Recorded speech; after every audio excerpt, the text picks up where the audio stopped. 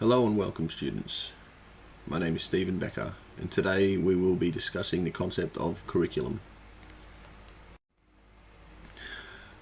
This session, the learning outcomes, will be explain the concept of a classroom curriculum, explain the three traditional curriculum models that exist in education and schooling, identify the key ingredients of an effective classroom curriculum, and design and construct a classroom curriculum using some key ingredients of the effective classroom curriculum and one of the traditional models of curriculum development so that all the students in the class meet the required learning objectives.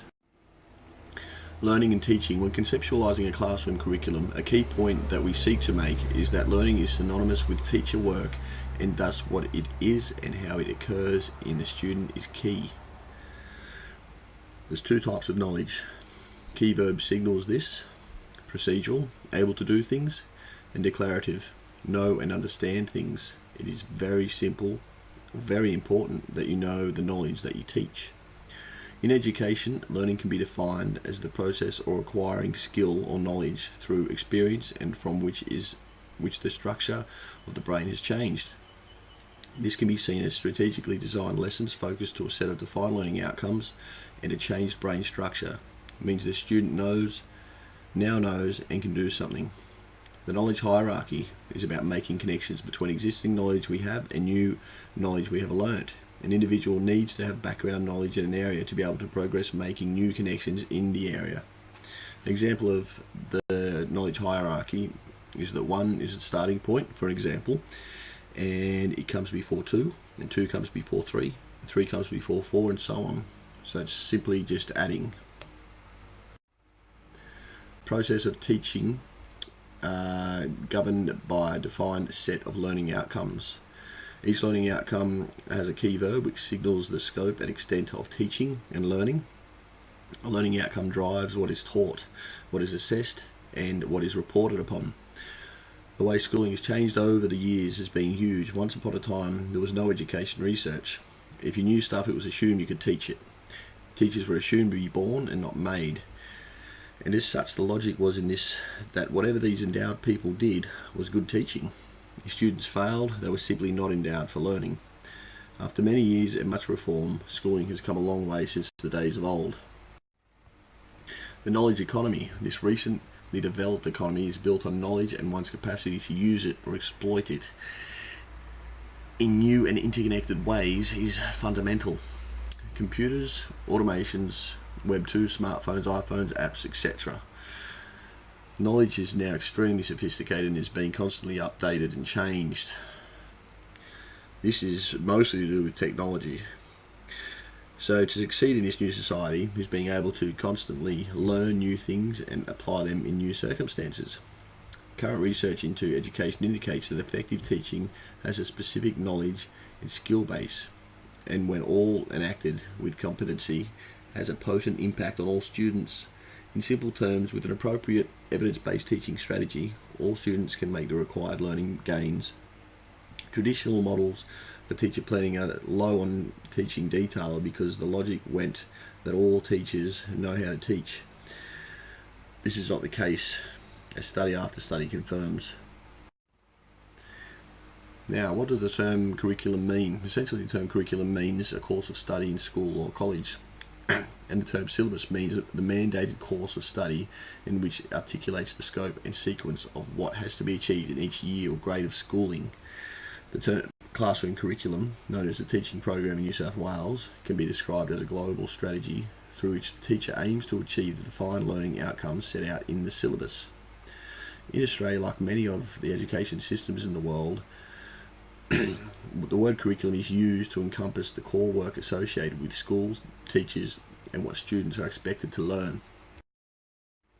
Changes in global economy, international politics, population distribution, and the internet all contribute to curriculum change.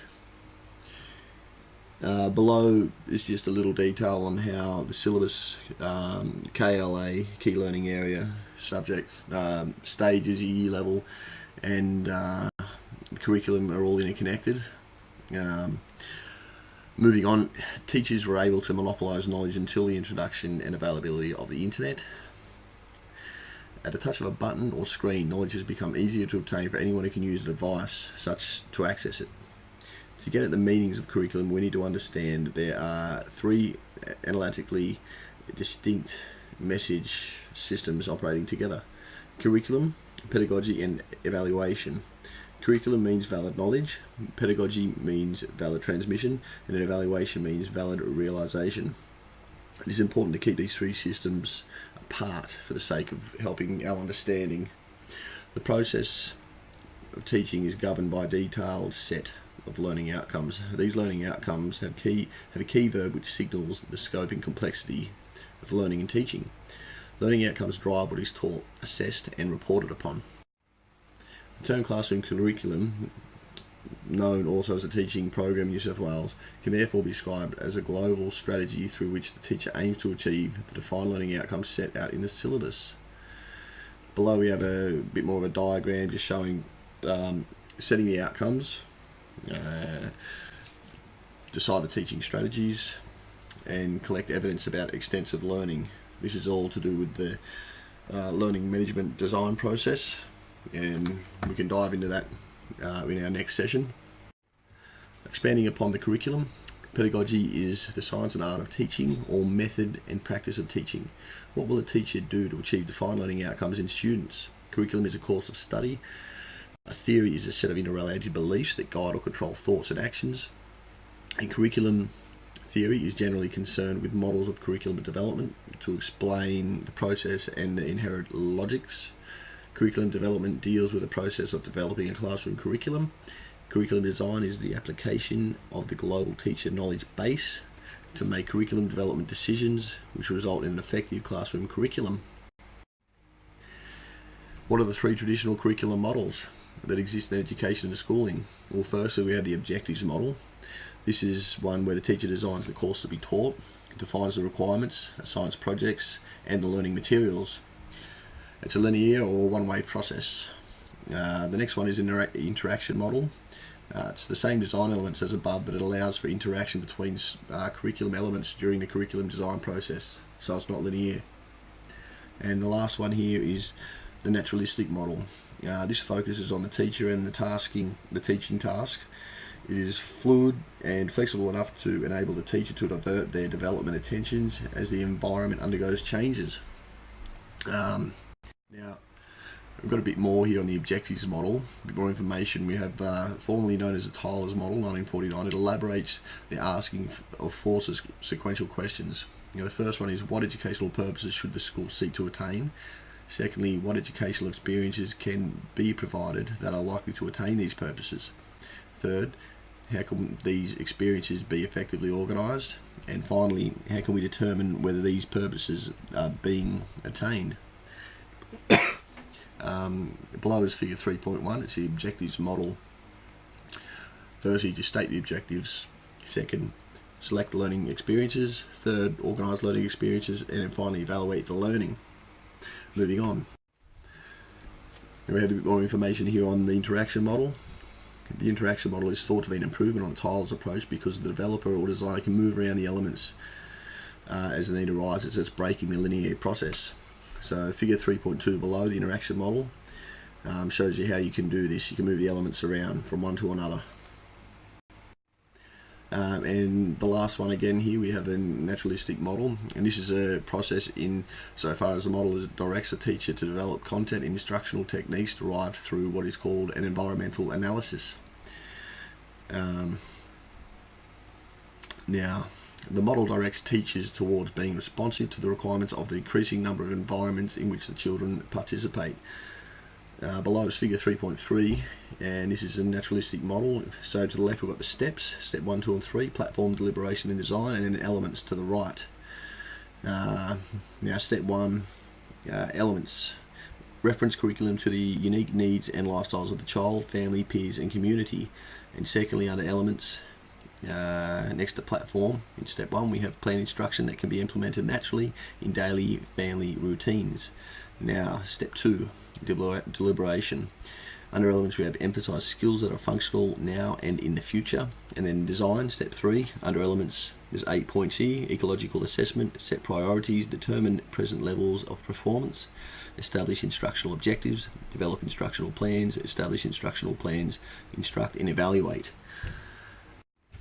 3 models continued. While each model has a logic that will help the teacher to conceptualise how they will tackle a particular classroom curriculum development and planning task collectively, they can generally be seen as silent on pedagogy, on specific strategies for teaching, despite having headings that indicate the importance of teaching. And now this is interesting, the pedagogic void. Pedagogic void means to teach without any evidence to support it. When it comes to the teaching planning part, it has little or no detail at all. Pedagogic void is not simply remedied by more teaching information detailed in a classroom curriculum document. It requires an explicit understanding of and a capacity to implement evidence-based teaching strategies. It's a systematic pedagogy. To be pedagogic explicit, we have some steps here in detail on how to be pedagogic explicit. So step 1, construct meaning, introduce and define key. Step 2, construct meaning and organise. Students explain each term in their own written words or write them in a workbook. Next, we have introduced the PRS by way of graphic organiser as a framework. Shape, assign each student a research topic and systematically have them work through PRS, provide coaching and mentoring as they report in. Practice, use the PRS as a standard framework for all research work in all subjects for students. And step 5, students report to class on their research findings. Formative assessment. Now, these are explicit teaching steps aligned to a pedagogic framework, and there's a lot more detail I can go into about them, but just frankly don't have the time at this point. Now, key ingredients: designing teaching, i.e. developing the classroom curriculum, is an extremely complex and interrelated task. It's all about students achieving and doing well, not just those who can do schooling. The most effective teaching design process requires the bringing to bear of learning performance evidence, focus to outcomes, and which are translated into actions in classrooms through evidence-based practices. The theory and practice of learning management is the embodiment of a defined knowledge and skill base that enables the teacher to achieve learning outcomes in all students. The foundations of all this classroom curriculum, which is developed through a process of explicit pedagogical capacities. The process is called the learning management design process.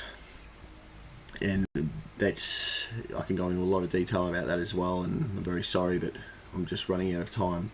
An effective classroom curriculum makes the pedagogy explicit, and pedagogic void occurs when a teacher does not apply an evidence base and simply makes everything up. So you need to remember that. I keep repeating it, but pedagogic void, you need to avoid that. Always have evidence to back up what you're teaching. Some more key ingredients to continue. To align pedagogy, curriculum and assessment, the fundamental requirements of this process are: set the outcomes, what are you aiming or want to achieve, develop an explicit evidence-based teaching strategy, align the outcomes, specific teaching strategies, area required for specific learning outcomes, and collect evidence on performance and use the same to inform the next teaching cycle.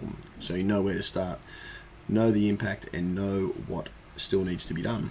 Remember, the effective teacher will follow a research-based pedagogic framework, and the detail of such is reflected in their classroom curriculum as a detailed set of evidence-based teaching steps.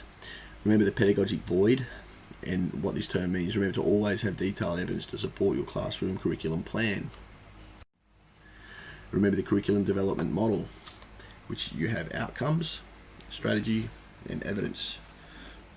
This will help a great deal for you as a teacher to achieve learning outcomes for all students. Thank you for listening, and I hope you enjoyed. I'm sorry I couldn't go in more depth in detail, but the time is almost up, so thanks again for listening. Bye bye.